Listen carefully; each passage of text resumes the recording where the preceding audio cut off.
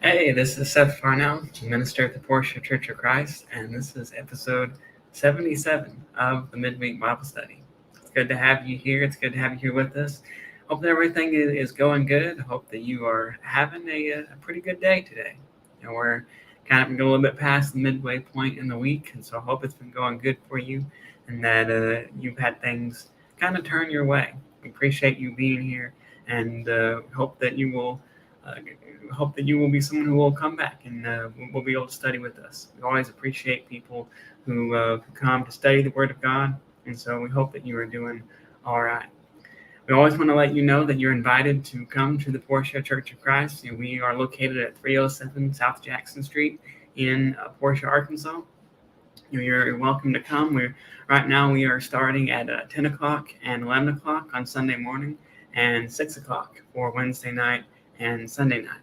And so if you're in the area, please feel free to stop by, come and see us. And we would love to see you. We'd love to worship with you. And we always like seeing new people at Portia. And so hope that you can take advantage of that if you're someone that is in the area.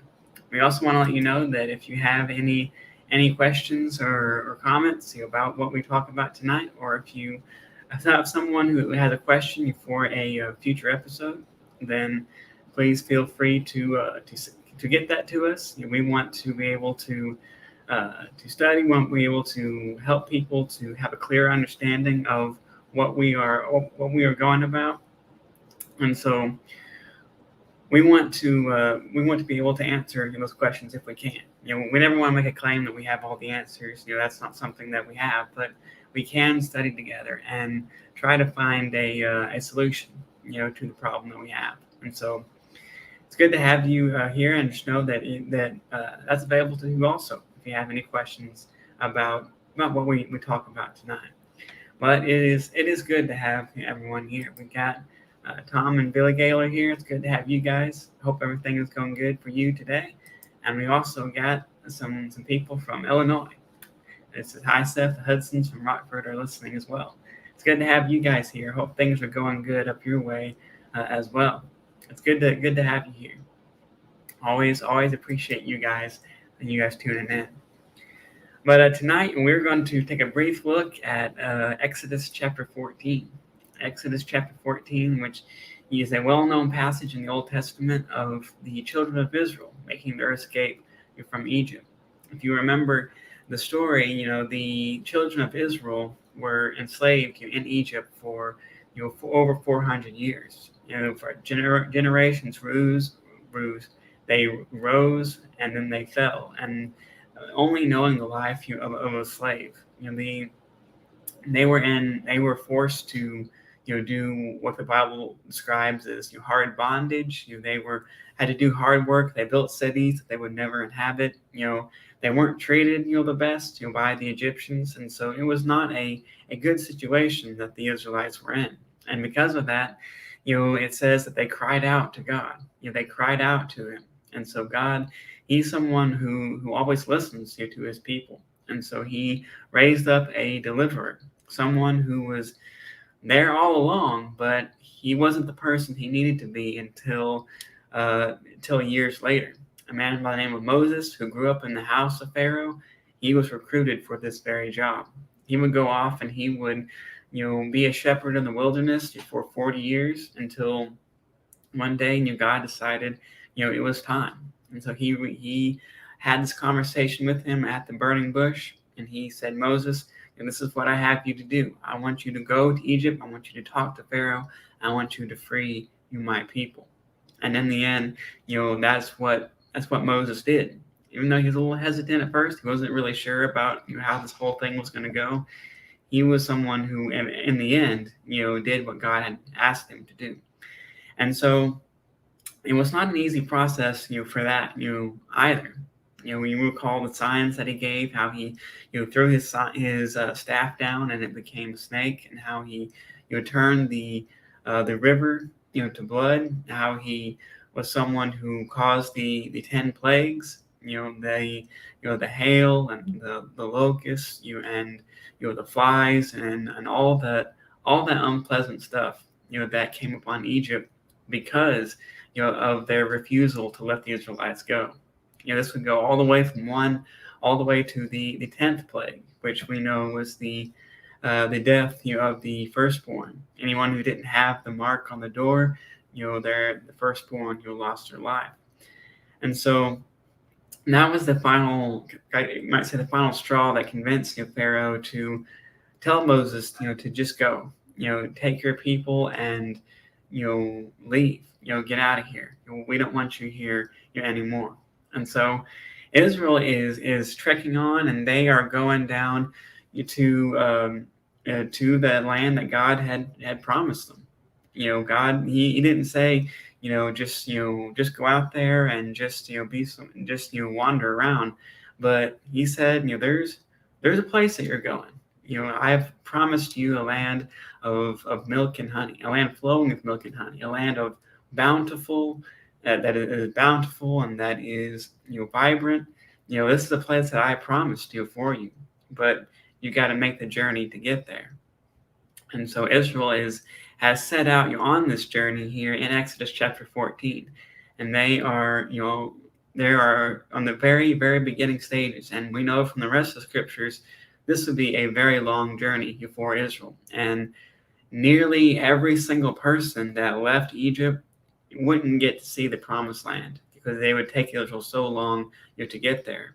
But eventually, they would arrive at their destination.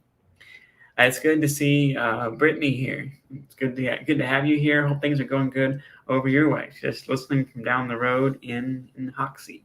Yeah, not too far away. Just up the highway. And so it's good to have you here. And glad you're with us tonight. But in Exodus 14, they are just starting out, and they are on this road to the promised land. But they would have a lot of obstacles in their way. They'd have a lot of things that would get in the way of their progression, get in the way of where they were going. And this would prove to be a pretty stiff test for the people, as far as their commitment, as far as what they believed in, as far as their belief that God could really hold up his end of the bargain, really hold up the promises that he has given. And so when we see here in Exodus 15, we see here this is what the scriptures talk about. We'll probably start around, let's see here. I guess we can start at verse 5. We'll start at verse 5, and we'll read what this has to say. Now it says, when the king of Egypt was told that the people had fled, the minds of Pharaoh and his officials were changed towards the people. And they said, what have we done, letting Israel leave our service? And so he had his chariot made ready, and he took his army with him. He took 600 picked chariots and all the other chariots in Egypt, with officers all over them, with officers over all of them. And the Lord hardened the heart of Pharaoh, king of Egypt, and he pursued the Israelites who were going out boldly. And the Egyptians pursued them, all Pharaoh's horses and chariots, his chariot drivers and his army. They overtook them and camped by the sea, by Pi Hatheroth, in front of Baal Zephon. And as Pharaoh drew near, the Israelites looked back, and there was the Egyptians advancing on them. In great fear, the Israelites cried out to the Lord, and they said to Moses, was it because there was no graves in Egypt that you have taken us away to die in the wilderness? What have you done to us, bringing us out of Egypt? Is this not the very thing we told you in Egypt? Let us alone and let us serve the Egyptians? For it would have been better for us to serve the Egyptians than to die in the wilderness. But Moses said to the people, do not be afraid. Stand firm and see the deliverance that the Lord will accomplish for you today. For the Egyptians whom you see today, you shall never see again. The Lord will fight for you. You only have to keep still. Then the Lord said to Moses, why do you cry out to me? Tell the Israelites to go forward. But you lift up your staff and stretch out your hand over the sea and divide it, that the Israelites may go into the sea on dry ground. Then I will harden the hearts of the Egyptians, so that they will go in after them. So I will gain glory for myself over Pharaoh and all his army, his chariots and his chariot drivers. And the Egyptians shall know that I am the Lord, and I have gained glory for myself over Pharaoh, his chariots, and his chariot drivers. And let's see here. And if you skip down to verse 21, it says, Then Moses stretched out his hand over the sea, and the Lord drove the sea back by a strong east wind all night, and turned the sea into dry land, and the waters were divided. The Israelites went into the sea on dry ground, and the waters forming a wall for them on their right and on their left. And the Egyptians pursued and went into the sea after them, all of Pharaoh's horses and chariot drivers. At the morning watch, the Lord in the pillar of fire and cloud looked down upon the Egyptian army and threw the Egyptian army into panic. He clogged their chariot wheels so that they turned with difficulty. And the Egyptians said, Let us flee from the Israelites, for the Lord is fighting for them against Egypt. And so we can see, the Israelites are not very far away from Egypt. They are still pretty close, and they already meet a pretty substantial test of what they're about, of what they're going to do.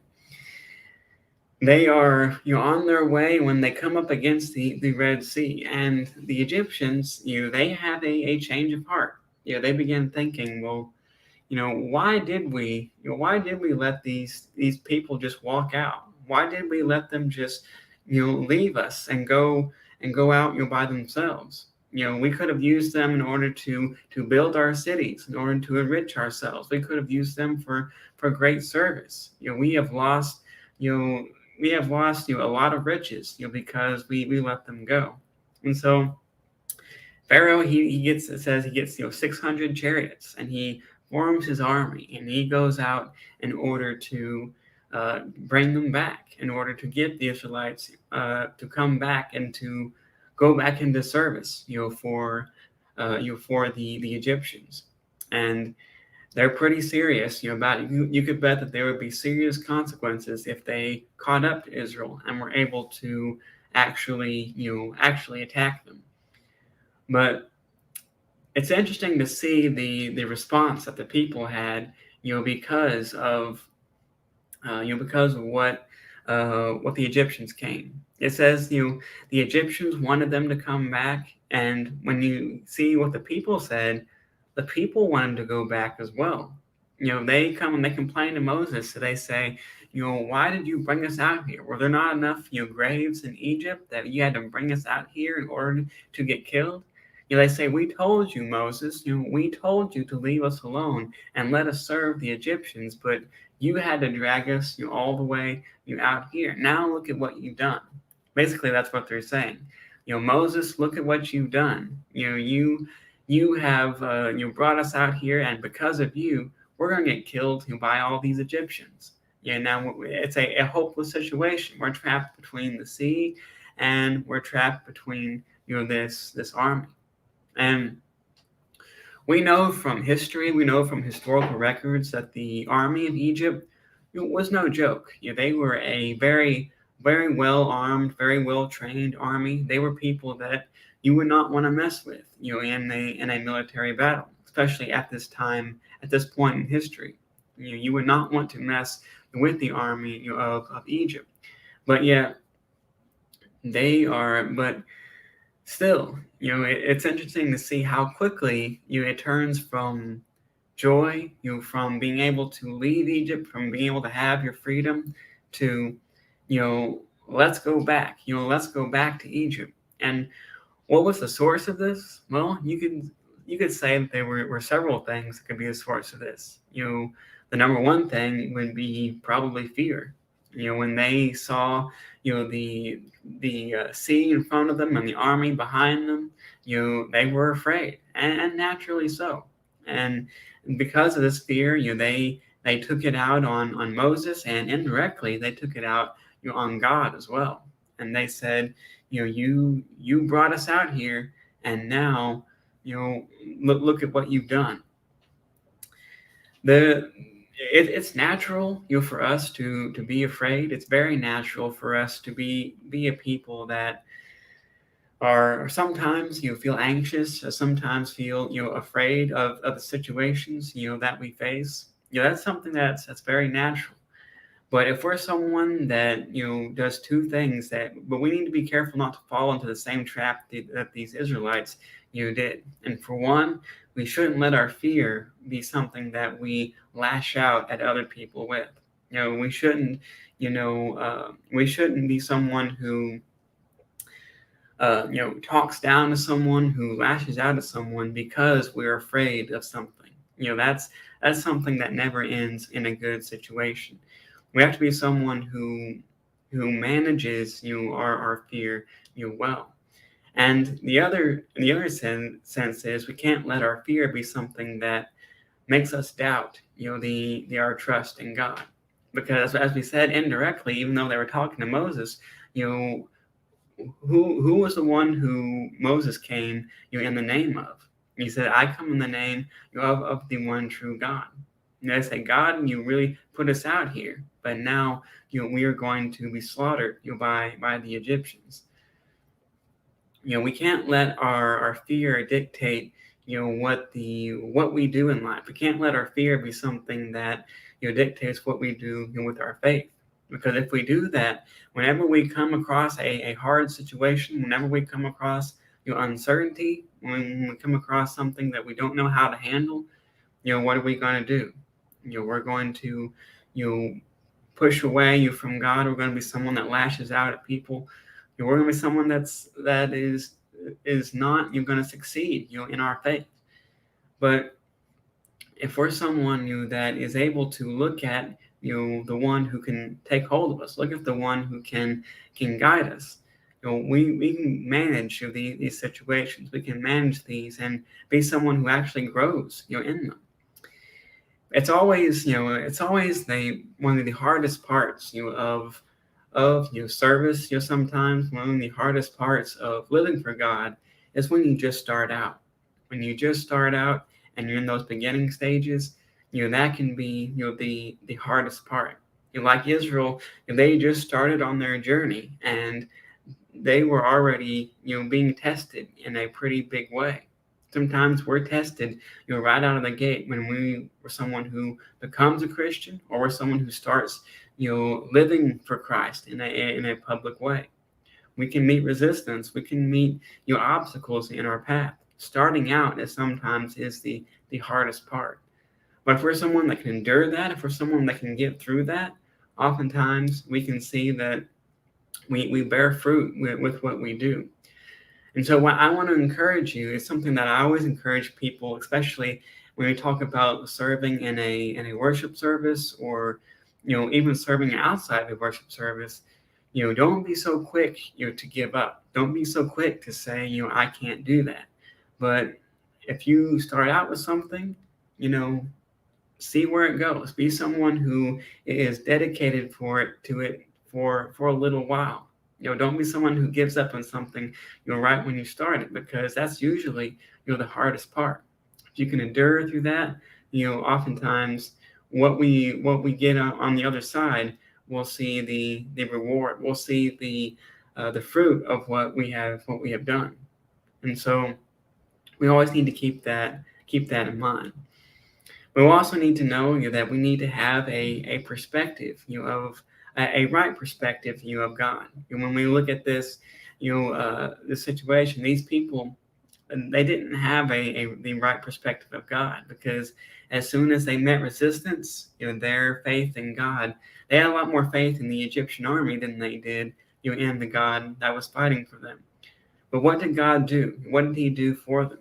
Like I said, Moses, he stretched out his hand, and all night, the wind blew, and it parted the waters to create a wall on the left and a wall on the right. And sometimes we think it happened, like the old Ten Commandments movie that has Charleston Heston in it, where he puts out a staff and the waters immediately go to the side. Well, that's not exactly how it happened, but even though that's a good movie, but it's something that took all night long. God was someone who held the entire Egyptian army back as the winds went by and as they parted these waters. And because of this, Israel was able to be someone who could cross over on dry land. It wasn't even muddy. It wasn't even wet. It was something that was dry land, and they were able to get through this. And so, we shouldn't let our obstacles be something that doubts our faith in God, because oftentimes God can best be seen in our obstacles, in those hard times, and in those struggles. Sometimes that's when He shines the best, when we're someone who is a person who is in need. And so we need someone who is willing to walk, someone who's willing to walk you through those parted waters in order to be a Christian, because we know that that's not something that is easy. You think how intimidating it would be to see waters in an unnatural way, and we know that water doesn't behave like that. Walled up on each side. That'd be pretty intimidating to walk through. You know, Sometimes we talk about this like we would sprint right through as soon as they parted away, but I'm not sure I would do that. If I saw that, I might want to test those waters to see if they were going to stay put. It was difficult, but Israel was able to, even though they had their doubts at the beginning, they were able to walk you through, those parted waters. You think of all the craziness sometimes that goes on in our world, that all the rough things, all of the sometimes tragic things that go on in our world. It can be tough, to make our way through that. It can be tough to make our way through that, as a Christian. When you think about, all that goes on, but when we think about what God did for Israel, in this case, what can He do for us? Can He, part us away, through, this world? Can He give us a way to get through, the crazy things that happen, in this world? I think He can. I think many scriptures, support the fact that God looks at His children and He cares for them, and He wants the best for them. He supports them. He's someone who guides them. Like David says, He's a lamp, to our feet, and a light, to our path. God is someone who helps us, get through, these, sometimes these struggles, that we face, because we know the Bible often describes us as being on a journey. It describes us as being people that are passing through, as some of our songs say. That's kind of like what Israel was doing in this case. They were just passing through. They were going forward. They had a place to be. They were heading towards that promised land. Just like we are today. We're not going to a literal, physical, place, but we're going to something that is far better. To that eternal reward that's been promised to those who have been obedient, to the gospel. And so that's something that we can look forward to. And so it's comforting to know that, we have a God that looks out for us, that helps us get through these times. And so when you face struggles, when you see something that doesn't set right with you, instead of running away from God, instead of pushing away from God, that should be something that can draw you closer. Draw closer to God when you feel yourself struggling, because He can help you. Because look at what He does here in verse 26. It says, "Then the Lord said to Moses, stretch out your hand over the sea, so the water may come back upon the Egyptians, upon their chariots and chariot drivers. So Moses stretched out his hand over the sea, and at dawn the sea returned to its normal depth. As the Egyptians fled before it, the Lord tossed the Egyptians into the sea, and the waters returned and covered the chariots and the chariot drivers, the entire army of Pharaoh that had followed them, into the sea. Not one of them remained. But the Israelites walked on dry ground through the sea, the waters forming a wall for them on their right and on their left." You see what God did for Israel in this case. Not only did He provide them a path, through the sea, but He also was someone who took care of their pursuers. He took care, of their enemies, and to the point to where it says there were not a single one of them left.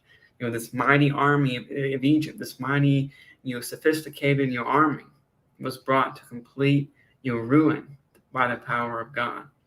There's nothing in this world that can, trump the power that God has. There's nothing in this world that can overpower, the might and the authority that God has. And so if you're going to follow someone in this world, follow someone who not only has the power, but also the authority to make these things to come to pass. And that only comes from one place. That comes from our God. And so this is a story. There's a lot of interesting things, that you can gather out of this. A lot of encouragement, and a lot of even some warnings. I think we can get out of this story. But I hope this is something that has been encouraging to you. I hope it's something that maybe helped you learn some things, help you get a better understanding of the story. I know there's so much we can go into, but I think we will call it there. You can let me know what you thought of the story and what you thought of this crossing of the Red Sea. Would you have gone through those waters immediately, or would you be a little bit hesitant? It's definitely something that we'll never know because we were never in that situation. But it's definitely something to think about. Next week we will have James Johnson, a preacher from the Portia Church of Christ.